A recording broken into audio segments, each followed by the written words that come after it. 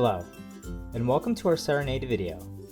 In this video, we will go over the integration of Office 365 with eIMMIGRATION. Previously, the only integration we had was you could copy a link of your eIMMIGRATION calendar into Office 365.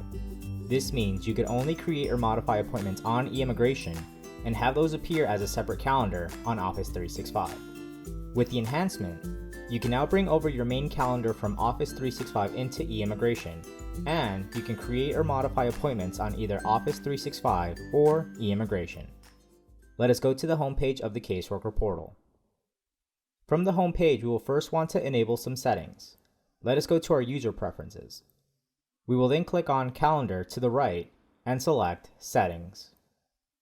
From here, go to the General Settings and click on the checkbox that says Connect to My Office 365. This will allow it to appear in the calendar view, which we'll see in a bit.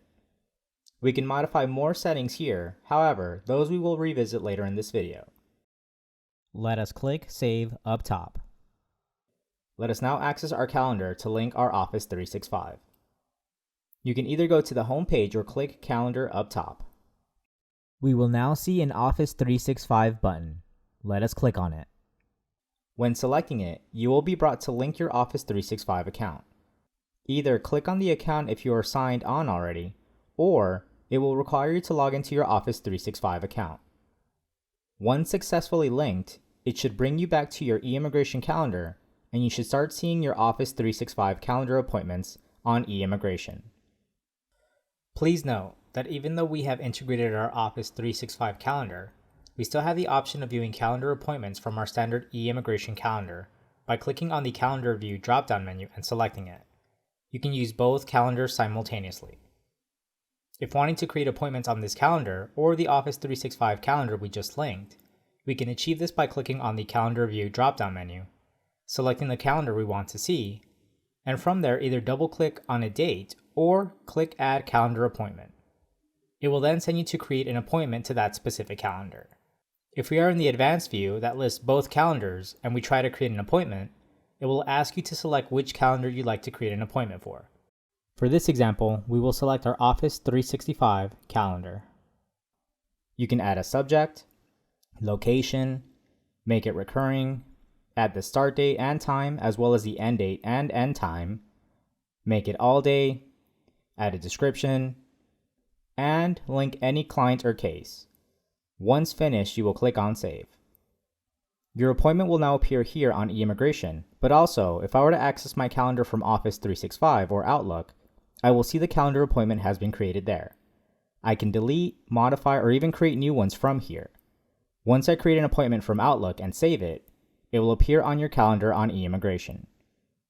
If at any point you want to disconnect your Office 365 from eIMMIGRATION, you can click on Log Out from Office 365 up top. The last thing to show you is the settings we previously saw. Let us go back to the User Preferences, go to the Calendar tab on the right and select Settings. On the General Settings, I can select the default view of my calendar. I can select the view to show me the week, the month, and so forth. I can have the calendar open immediately to my Office 365 calendar, my eIMMIGRATION calendar, or if selecting Advanced View, we can have both, which we'll show you in the settings below. We can then define the start hour, end hour, and first day of the week to show by default. If selecting Advanced View, I can define which appointments to see, meaning my Advanced View can show all appointments including Office 365 appointments, or just my eIMMIGRATION appointments. I can select to see either just my case reminders or client reminders, or I can see everyone's case or client reminders. And lastly, I can have it just show my process steps in the case profile, or everyone's process steps. Please note, these are just default settings when opening up your calendar. You can still see different information by selecting them manually once inside the calendar. Once I've modified exactly what I want to see by default, I will save up top. If I go back to my calendar, I will see my changes have been implemented. This concludes our video on the Office 365 integration. Hit the subscribe button to be alerted when new videos come out and be informed of new features like this one. Thank you for watching.